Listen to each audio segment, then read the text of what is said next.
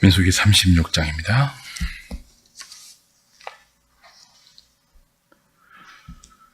구약 성경 258페이지 민수기 36장 1절부터 13절까지입니다. 제가 한 절, 여러분이 한 절 교독하겠습니다. 요셉 자손의 종족 중 므낫세의 손자 마길의 아들 길르앗 자손 종족들의 수령들이 나와 모세와 이스라엘 자손의 수령된 지휘관들 앞에 말하여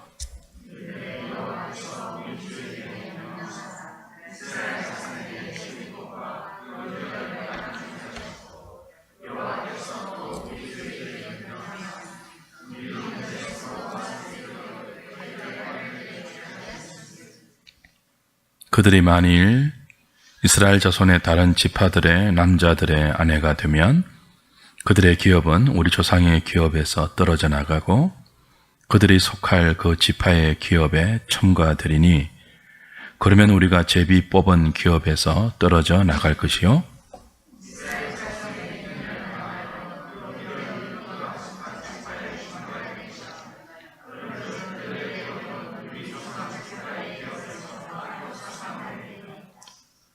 모세가 여호와의 말씀으로 이스라엘 자손에게 명령하여 이르되 요셉 자손 지파의 말이 옳도다.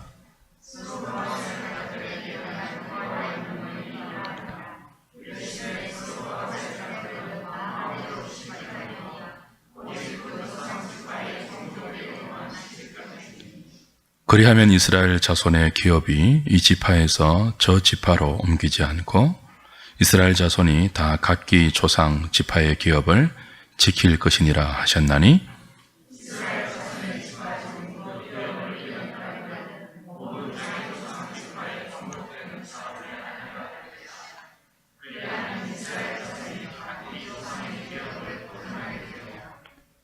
그 기업이 이 지파에서 저 지파로 옮기게 하지 아니하고 이스라엘 자손 지파가 각각 자기 기업을 지키리라.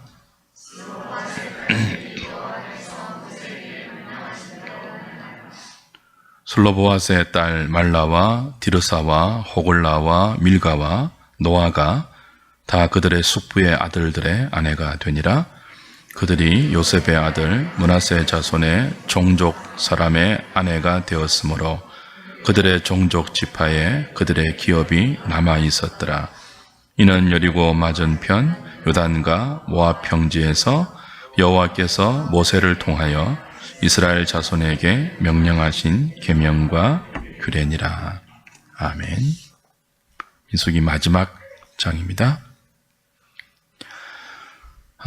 마지막 36장의 내용은 민수기 27장을 배경으로 해요. 27장에서 슬로보앗의 5 딸들이 아버지의 이름으로 자신들에게도 기업을 달라고 요구했죠. 아버지가 아들을 남기지 않고 딸만 5 남기고 죽었는데 당시의 법대로 하면 딸들에게는 상속권이 없죠. 그래서 가나안 땅에 제비 뽑아서 얻을 기업에서 제외가 된단 말이죠. 그래서 이 5 딸들이 모세 앞에 나와 요청을 합니다. 다른 지파가 각기 가족의 인구수대로 인구조사를 했잖아요. 가나안 땅에서 하나님이 주신 그 땅을 기업으로 받을 때 우리는 아들이 없다는 이유로 기업을 상속받지 못합니다. 그럼 우리 아버지의 이름도 사라질 것이고 우리 가문도 또 우리가 그 땅에 살아갈 삶의 터전도 없을 것 아닙니까? 우리에게도 기업을 주옵소서라고 요청했죠. 하나님께서 이 슬로보앗의 5 딸들의 요청을 들어주셨어요. 저들의 말이 옳다 하고 요청을 들어주셨고 앞으로는 그 이스라엘 경내에 아들이 없어도 딸들에게도 정당한 상속권을 주라고 규례로 제정해 주셨죠. 그게 27장의 내용이었습니다. 그리고 오늘 민수기 마지막 36장에 오면 그 문제와 연관된 사건이 민수기의 대미를 장식합니다. 그 슬로보앗의 5 딸들이 속한 지파, 므낫세 지파의 종족 중에 마기일의 아들 길르앗 자손 종족의 수령들이 모세 앞에 나와요. 그래서 문제를 제기합니다. 어떤 문제죠? 하나님께서 이 슬로보앗의 5 딸들에게도 우리가 제비 뽑아서 받을 그 기업의 일부를 나누어 주라고 하셨습니다. 우리 지파 사람이니까. 그래서 나누어 주는데 만약에 이 5 딸들이 다른 지파의 남자에게 시집을 가면 그 이제 여자는 남자에게 속한 것 아니에요?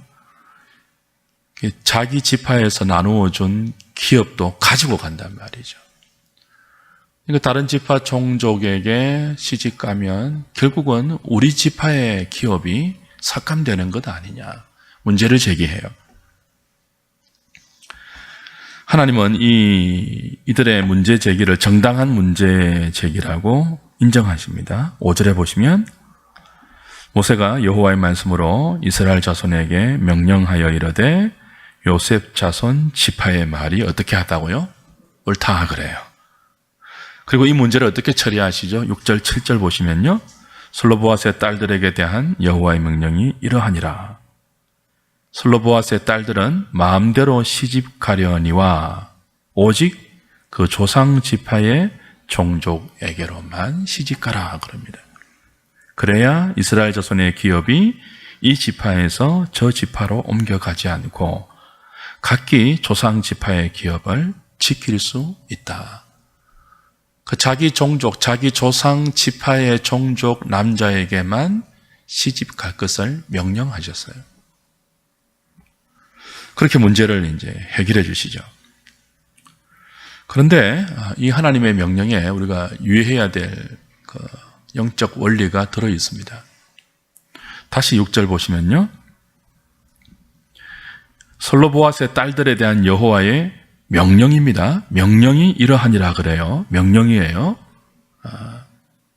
근데 이 명령이 어떤 형식으로 주어지는가 하면 슬로보앗의 딸들은 어떻게 시집가라고요? 마음대로 시집가래요. 그 마음대로 시집가는데 뒤에 단서를 붙여요. 어떻게 해요? 조상지파의 종족에게로만 시집가라. 이게 명령인데 마음대로 시집가라는 전제가 붙어요. 굉장히 중요한 우리 신앙생활의 영적 원리를 함축하고 있고 이 함축된 의미가 민수기의 마지막을 장식합니다. 의미가 있죠. 1차적으로 이 여호와의 명령은 분명히 하나님의 명령입니다. 너희 조상 지파의 종족에게만 시집가라. 하나님의 명령이에요. 그런데 이 명령은 강제적인 명령이 아닙니다. 그 군대에서 명령에 불복종하면 전시 상황으로 여겨서 그냥 바로 적결 처분할 수 있을 정도로 그 군대 조직에서 명령은 거의 강제적이거든요. 이유 불문하고 명령에 복종해야 되거든요. 근데 하나님 백성들에게 하나님이 주시는 명령은 그런 성격의 명령이 아니에요. 철저하게 인격적인 명령입니다. 명령은 명령인데 네 마음대로 시집가라 하는 게 붙어 있어요. 이상하지 않습니까? 이게 이 두 개념이 조화가 됩니까? 하나는 명령이고 하나는 네 마음대로예요. 근데 이게 여기에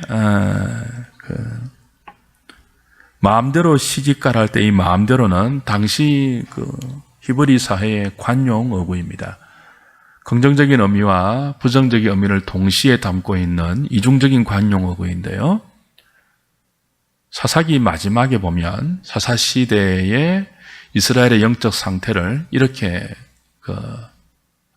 표현하죠. 자기 소견에 옳은 대로 행하니라. 자기 소견에 옳은 대로가 마음대로라는 단어와 똑같은 단어예요. 그 부정적으로는 뭐예요? 지 마음대로 한다는 그런 뜻이 있고요. 긍정적인 의미는 뭐죠? 정당한 영적 분별력 그런 뜻입니다. 지각을 사용해서 하나님의 뜻을 분별하는 그런 의미예요. 그러니까 여호와의 명령이 슬로보앗의 5 딸들이 다른 지파의 남자에게 시집갈 때 하나님의 기업이 이 지파에서 저 지파로 옮겨가고 어떤 지파는 그 기업이 더 많아지고 어떤 지파는 그 결과로 기업이 삭감되는 그런 결과가 있을 것이기 때문에 하나님은 명령하세요. 어떤 명령을 하시죠? 니네들은 너희 지파 남자에게만 시집가 명령을 해요. 근데 이 명령은 강압적이거나 무조건적인 명령이 아니고 철저하게 인격적인 명령이에요. 마음대로 시집가. 근데 이 명령에 순종하려면 어떻게 해야 될까요? 하나님 명령이니까 안 하면 죽어. 이런 자세가 아니죠. 정당한 영적 분별력을 발휘해서 내가 이 우리 조상 지파의 종족 남자에게 시집가지 않으면 어떤 결과가 발생하는지를 판단해야 돼요. 무엇을 가지고요? 자기의 지각을 가지고. 영적 분별력을 발휘해야 돼요. 그래서 마음에 드는 남자가 막 있어요. 와, 저 남자 아니면 다시는 저런 사람을 찾을 수 없을 것 같아. 막 그런 남자가 딱 생겼어요. 근데 알고 보니 뭐예요? 다른 지파 남자예요. 그때 뭐 하라고요? 영적 분별력을 발휘해야 돼요. 내가 이 남자가 너무 좋아서 시집을 갖다 치자.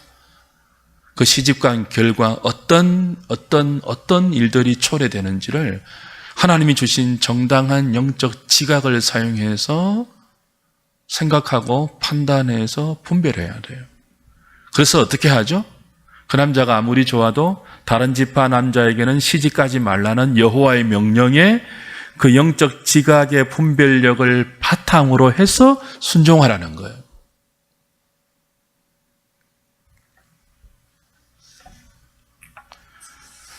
오늘 저와 여러분들이 하나님 말씀에 순종해야 되는 사람들 아닙니까? 오늘 큐티 할 때, 히브리서 큐티 할 때 안식을 순종과 결부시켰어요. 그죠? 순종하지 않은, 믿음과 순종을 이렇게 동치로 놓고 히브리서 기자는 남아있는 안식에 들어가기 위해서는 순종을 해야 한다. 무엇과 같지 않고요. 광야 세대 사람들이 불순종해서 다 죽은 것처럼 하지 말고 들은 바 말씀을 삼가 조심해서 믿음으로 연결하여 순종해야 남아있는 영원한 안식에 들어갈 수 있다. 그렇게 말했어요. 근데 이 순종이 어떤 순종이에요? 무조건적인 순종. 군대의 군인들이 상관의 명령에 복종할 수밖에 없는 기계적인 순종이 아니에요. 마음대로 하는 순종이에요. 영적 지각력을 발휘해서 이건 저렇고 저건 저렇고 그런 결론을 내려서 결국은 하나님의 말씀이 옳다는 그 분별력 아래에서 순종하는 것을 하나님이 원하세요. 안 그러면 하나님 자존심이 상해서 견디지를 못해요. 하나님께서 우리의 순종을 원하는 것은 뭡니까? 우리에게 항복을 받아내는 것이거든요. 인격적인 항복을 받아내는 거예요. 어떤 항복이에요? 다 이렇게 재봐도, 다 계산해봐도 하나님이 최고 좋다는, 하나님이 가장 귀하다는, 하나님 말씀하신 그것을 선택하는 것이 나에게 가장 유익하다는 결론을 가지고 스스로 항복하여 다른 길을 버리고 이 길을 선택하여 순종하는 그것이 하나님을 기쁘시게 하는 순종이에요. 다른 지파의 남성에게 시집가면 안 되는데 네 마음대로 시집가라. 본문의 뜻입니다.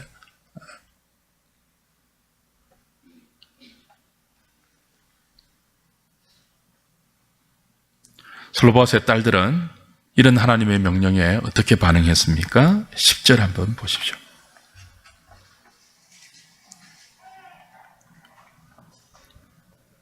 솔로바스의 딸들이 여호와께서 모세에게 명령하신 대로 행하니라. 그렇죠?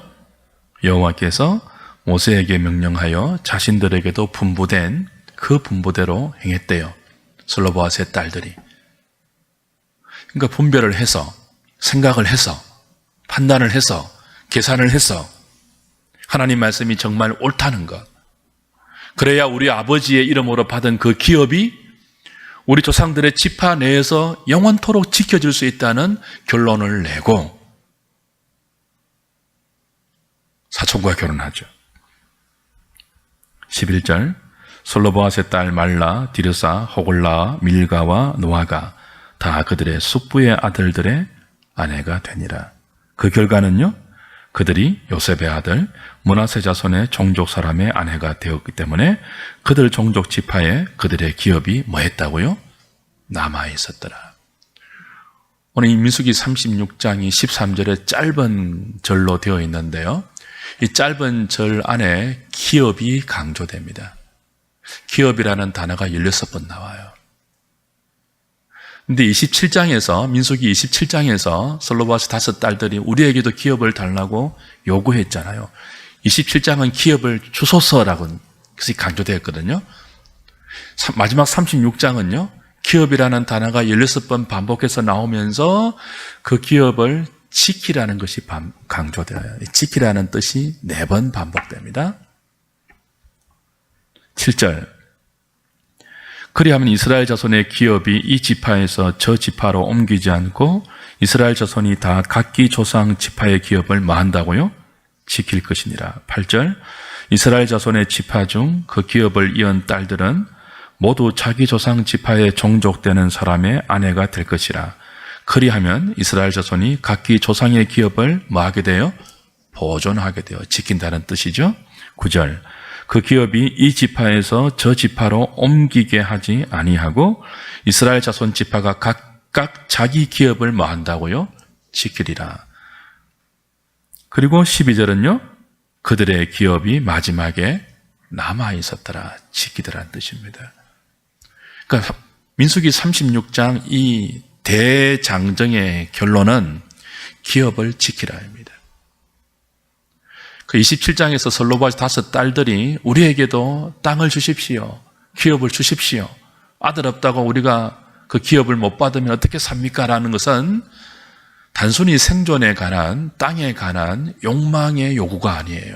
오늘 36장에서 그 딸들이 속한 지파의 두령들이 나와서 이 딸들이 다른 지파의 남자에게 시집을 가면 궁극적으로 우리 지파의 기업이 삭감되는 것이니까 어떻게 하면 되겠습니까? 라고 문제를 제기한 것도 욕망에서 제기한 문제 제기가 아니에요. 어떤 차원이죠? 기업의 소중함을 알기 때문에. 이 기업이 자신들에게 어떤 의미로 하나님이 허락하신 그런 유업인 줄을 알기 때문에, 다른 그 무엇과도 바꿀 수 없는 가장 소중한 가치임을 알기 때문에 그 가치를 아는 자의 믿음의 요청이죠. 그래서 기업이 강조되어요. 16번이나. 그 기업을 어떻게 하라고요? 지키라는 거예요. 누가 주셨기 때문에요? 하나님이 주셨기 때문에.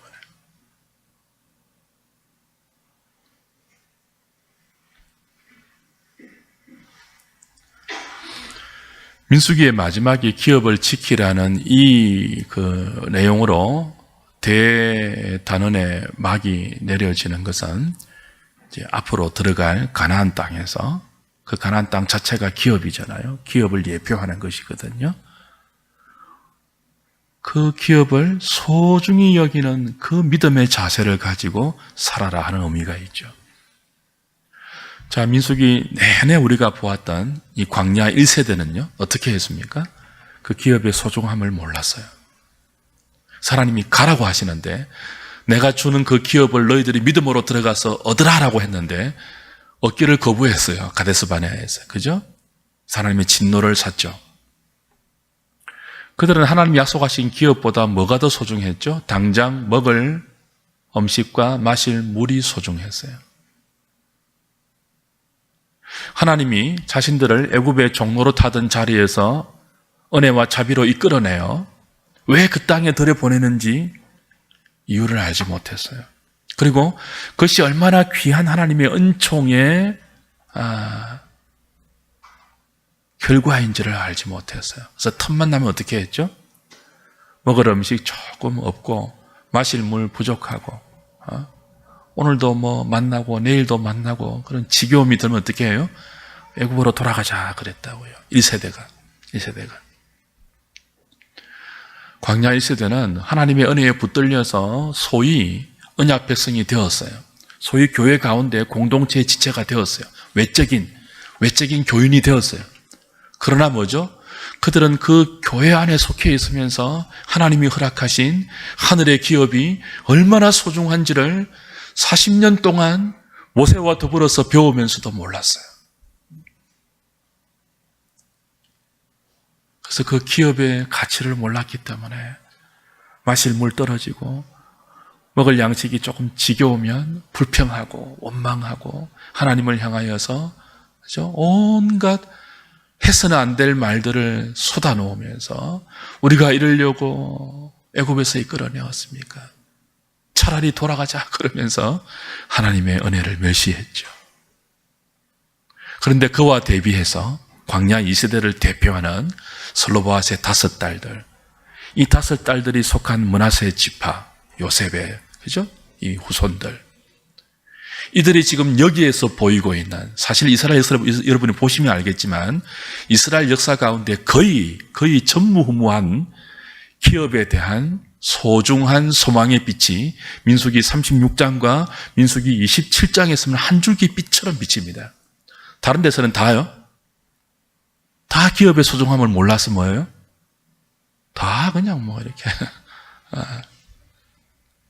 가나안의 우상이 약속하는 그것과 다 그냥 바꾸어 버리죠.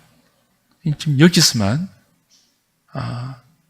특별한 하나님의 은혜 가운데 이 슬로보앗의 5딸들이 기업의 소중함을 알고 우리에게도 기업을 달라고 했고, 그렇게 허락받은 장차의 기업을 지키기 위해서 그녀들이 속한 지파의 두령들이 또 나와서 믿음의 요구를 하고 있는 거죠. 앞으로 들어가서 너희들이 살아야 할 그 가나안 땅에서 이 5딸들과 이들이 속한 지파의 두령들처럼 이 믿음의 자세 가지고 살아야 한다. 그걸 민수기 마지막이 강조하는 것입니다. 그 땅에 들어가면 그 땅에 들어가지 못하고 다 죽었던 1세대처럼 당장 먹을 물, 음식, 그것 때문에 하나님이 허락하신 기업을 멸시했던 그런 마음으로 살지 말고, 여기 광야 2세대를, 출애굽 2세대를 대변하는 이 슬로보앗의 5딸들의 믿음처럼 이런 믿음 가지고 살아야 한다. 그래서 36장에 다시 27장의 사건을 끌어들어와서 이 사건으로 마무리를 하는 거예요.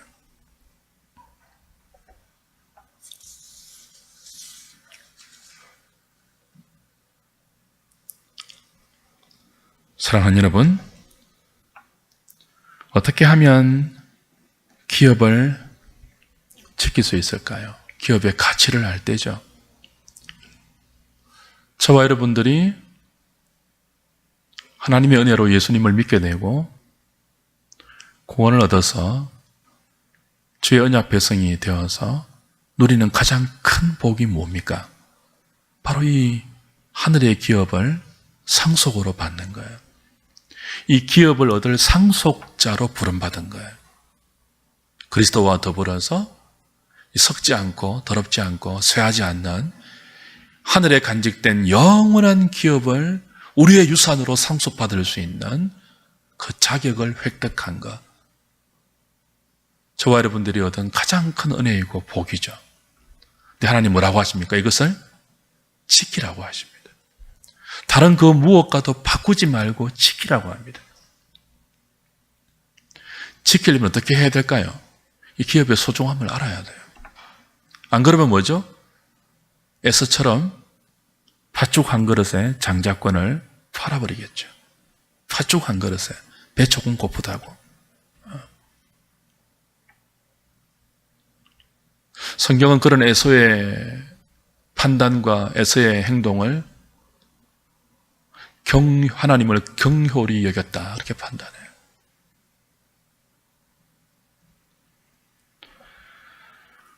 믿음의 조상 아브라함이 창세기 12장에서 하나님께 부름을 받습니다. 본토 친척 아비 집을 떠나서 내가 네게 지시하는 땅으로 가라라고 부름을 받아요. 그 부름받은 장면을, 그 의미를 히브리서 기자가 어떻게 해석하는가 한번 보십시오. 히브리서 11장 한번 가보시죠.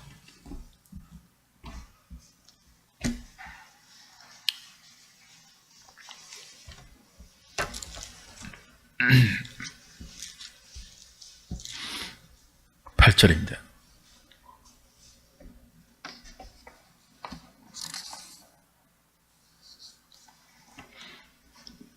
같이 읽을까요? 시작. 믿음으로 아브라함은 부르심을 받았을 때 순종하여 장래의 유업으로 받을 땅에 나아갈새 갈 바를 알지 못하고 나아갔으며. 그죠? 자, 아브라함이 부르심을 받았을 때 무엇을 목적으로 하고 부름을 받았다고 해요? 장래의 유업으로 받을 땅.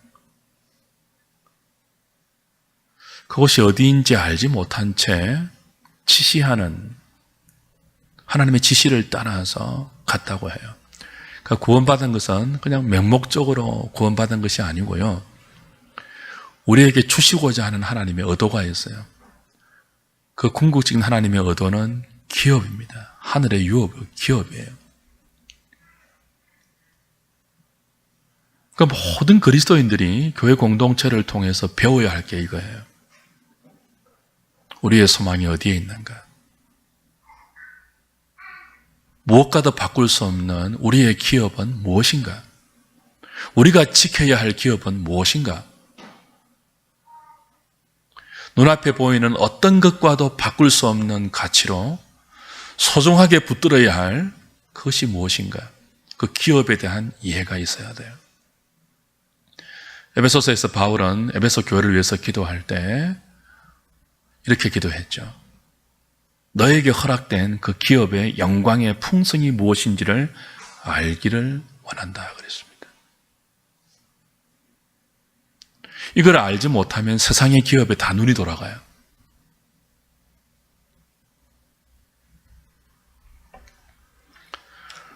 그리스도가, 하나님께서 그리스도를 통해서 우리에게 주시고자 하는 우리의 기업이 뭘까요? 이중적인데요. 뭘까요? 베드로서에서 사도가 말했던 속지 않고 더럽지 않고 쇠하지 않는 우리의 기업이 뭘까요? 우리가 지켜야 할 기업이 뭘까요? 뭐죠? 첫 번째는 하나님 자신입니다. 인생을 창조하셨을 때 하나님의 형상으로 창조하시고 에덴 동산을 지키라는 사명을 주셨죠. 그 에덴 동산을 하나님 나라로 경작하고 그 하나님의 나라가 에덴 동산에서 퍼져나가 온 땅에 충만하도록 다스리라 그랬습니다. 그리고 그 하나님 나라의 왕은 하나님이에요. 그것을 통해서 궁극적으로 주시고자 하는 것은 바울이 로마서에서 말한 것처럼 하나님의 나라는 먹고 마시는 나라가 아니요 성령 안에서 의와 평강과 희락이라고 했던 그 의와 평강과 희락의 원천이신 하나님 자신이에요. 우리는 하나님을 기업으로 받도록 창조되었습니다. 처음부터. 그 영광의 사귐 가운데 감히 우리를 초대해 주셔서 성부, 성자, 성령 하나님이 서로 사랑하면서 만끽했던 그 사랑의 기쁨, 그 기쁨에서 촉발되는 안식, 만족이죠, 만족. 안식, 하나님의 안식. 그 안식을 우리에게 나누어 주기 위해서 안식일을 제정하셨고 우리에게 그것을 누리도록 하셨어요. 그 안식을 누리는 것은 그냥 쉬는 게 아니에요. 하나님을 누리는 거예요. 감히 피조물인 우리가 너무나 질적인 갭이 큰 그 창조주 하나님을, 그 거룩한 하나님을 우리의 생명으로 누리는 거예요. 이게 우리에게 허락된 영광스러운 기업입니다. 썩지 않고 더럽지 않고 쇠하여지지 않는 기업이에요. 우리의 기업이에요. 뭐라고요? 하나님 자신입니다. 그래서 너희는 나를 알라고 했잖아요. 내 백성이 하나님을 아는 지식이 없어서 망한다고 했잖아요. 하나님을 알 수 있는 것, 하나님과의 그 영광스러운 사귐을 통해서 하나님이 어떤 분인 줄을 알아가고 그 하나님이 부르시는 그 복된 교제 속에 우리에게 흘려보내주시는 그 생명의 풍성함을 맛보고 신적 성품에 참여하게 되는 것, 우리의 기업이에요. 그래서 이 땅에 우리가 믿음으로 살아가면서 가장 큰 목표로 삼아야 할 게 뭐죠? 하나님을 더 깊이 알아가는 거예요. 그분이 우리의 기업이기 때문에. 근데 이 명령이 강제적이 아니에요. 너희 마음대로 하라예요. 지각을 사용해서 영적으로 분별해서 이 땅에 좋아 보이는 것 얼마나 많아요. 먹음직하고 보암직하고 탐스러운 것 얼마나 많아요. 그리고 우리의 일생 동안에 한 걸음 한 걸음씩 다 허무한 것이라는 것을 경험하고 비교할 수 없이 좋은 정말 선하고 풍성하고 아름답고 가장 기쁜 것이 하나님의 생명을 함께 누리는 것이라는 것을 우리가 지각을 사용해서 분별하여 내 주 예수 그리스도를 아는 지식이 가장 고상하리라는 결론을 가지고 그리스도 외에 다른 모든 것들을 배설물로 여길 수 있는 것. 그것이 너희 마음대로 시집가라는 오늘 슬로보아스의 딸들에게 기업을 지키는 하나님의 방법이었습니다.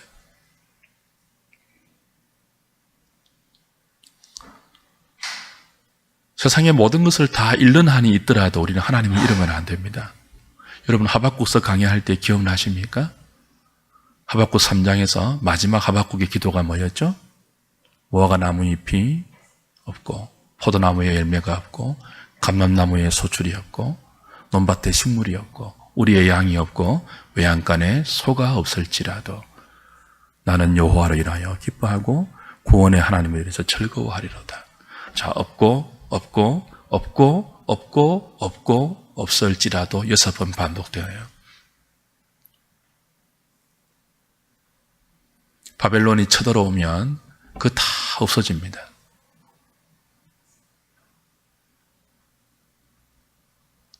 하나님이 그렇게 하실 거예요. 그게 부흥이거든요. 하박국 3장이 하박국에서 말하는 부흥, 수년 내에 주의 일을 부흥케 하소서 하는 이 부흥은 사이즈가 커지는 거 아니에요. 여호와가 나의 힘이 되는 것이에요. 여호와가. 주 여호와는 나의 힘입니다 하는 그 고백을 진정으로 우리가 뱉어내고 그 여호와를 진짜 힘으로 삼고 살아가는 그것이 부흥인데요. 지금 유다는 전혀 그게 안 돼 있어요. 유다 백성들에게 여호와는 어떤 의미죠? 무화과 나무의 열매를 더 많이 해주는 분, 포도나무의 열매를 더 많이 주렁주렁 확보해 주시는 분, 감람나무의 소출을 더 풍성하게 있게 해주시는 분, 논밭의 식물을 계속 매년 풍작으로 이렇게 보장해 주시는 분, 우리의 양, 외양간의 소가 그냥 끊이지 않도록 거기서 나오는 우유와 포도나무에서 나오는 포도주가 늘 풍성할 수 있도록 복을 주시는 분, 유다 백성들에게 여호와는 그 정도의 의미였습니다. 그래서 그들에게 여호와는 힘이 아니었습니다. 여호와는 나의 힘이 아니었습니다. 그들의 실제적인 힘은 뭐였죠? 포도나무의 열매였고 논밭에 더 많은 식물이었고 우리의 더 많은 양이었고 외양간에 더 많은 소였고 감람나무에 더 풍성한 소출이었고 무화과나무에 더 많은 열매였죠. 그것이 그들의 힘이었어요. 이게 필요 없다는 뜻이 아닙니다. 이게 얼마나 필요해요. 생존에 필수적인 것인데요. 필요하죠. 그러나 하나님 백성들에게 무화과 열매, 포도나무 열매, 감람나무 소출, 논밭의 식물, 우리의 양, 외양간의 소는요, 아무리 필수적인 것이라 할지라도 우리의 힘이 되면 안 돼요. 우리의 힘은 오직 여호와여야 돼요. 근데 유다 백성들은요, 그렇게 많이 하나님을 예배하면서도 여호와가 그의 힘이 안 되어 있고 기껏 여호와가 뭐가 되어 있죠? 더 많이 주는 전능자 정도밖에 안 돼 있죠. 그래서 하나님 뭐라고 하십니까? 온 땅에 여호와를 인정하는 것이 충만하게 될 수 있도록, 너희들에게 다시 부흥이 임할 수 있도록 내가 바벨론을 들어서 너희들 다 쓸어버리겠다. 쓸어버리면 어떻게 되죠? 없고가 되어요.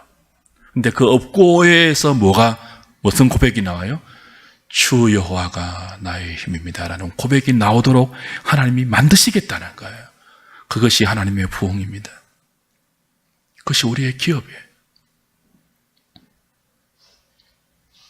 여러분, 하나님이 여러분의 정말 실제적인 힘이 되고 있습니까?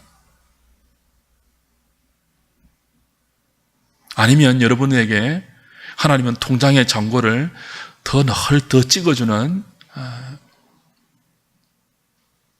그런 분이고, 그것이 안 되면 하나님에 대해서 분노하고 막 실망하고 좌절하고 이렇게 열심히 있는데 이게 뭡니까? 그런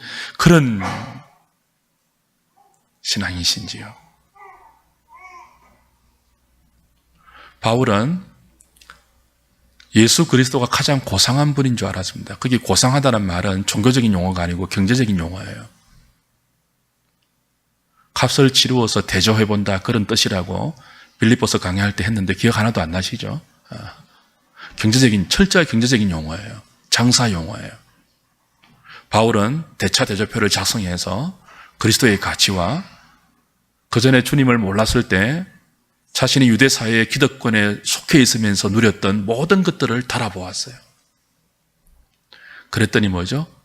예수님이 가장 고가였어요. 고상하다는 말은 고가다, 비싸다, 그런 뜻이거든요. 가장 가치로운 예수님이 바울의 기업이 되어서 알았어요. 그것을 아는 순간 어떤 결단이, 어떤 순종이 가능했죠? 영적 분별력을, 지각을 사용해서 발동한 거예요. 그냥 막 종교적인 에스타시 가운데 들어가가지고 뭐 아무것도 모르는 채 맹목적으로 하나님 다 드립니다, 이게 아니에요. 온갖 자기의 형편을, 날카로운 지성을 다 사용해서 영적 대차대조표를 다 작성해서 달아보고 계산해본 결과 세상에 그 어떤 것보다 예수님이 가장 비싼 분인 거예요. 그런 결론을 내려서 다른 모든 것은 배설물로 여긴 거예요. 그때 우리는 그리스도라는 우리의 기업을 지킬 수 있습니다.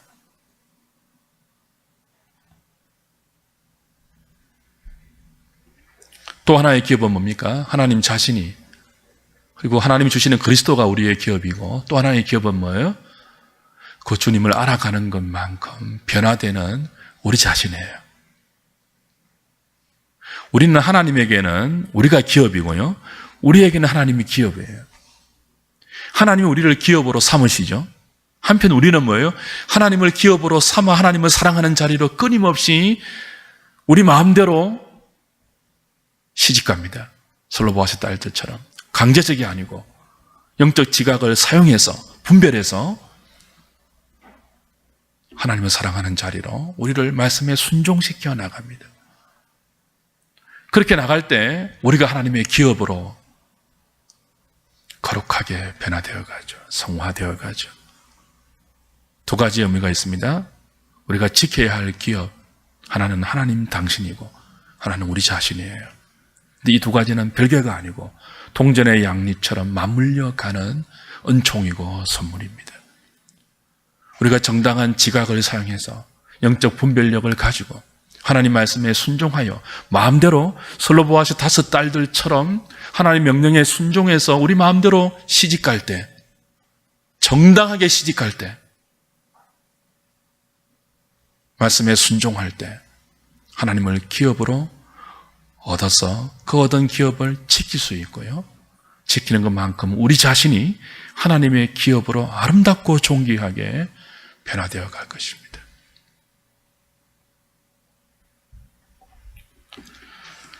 오늘 저녁에 나에게 하나님은 어떤 의미의 기업인지, 여러분이 정말 하나님을, 그리고 궁극적으로 예수 그리스도를 아는 그 지식을 우리 마음을 다하고 뜻을 다해서 지켜야 할 우리의 기업으로 인식하고 있는지를 좀 돌아보면 좋겠고요.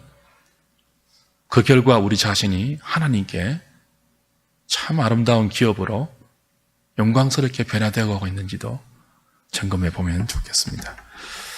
찬송하고 말씀을 붙들고 기도하면 좋겠습니다.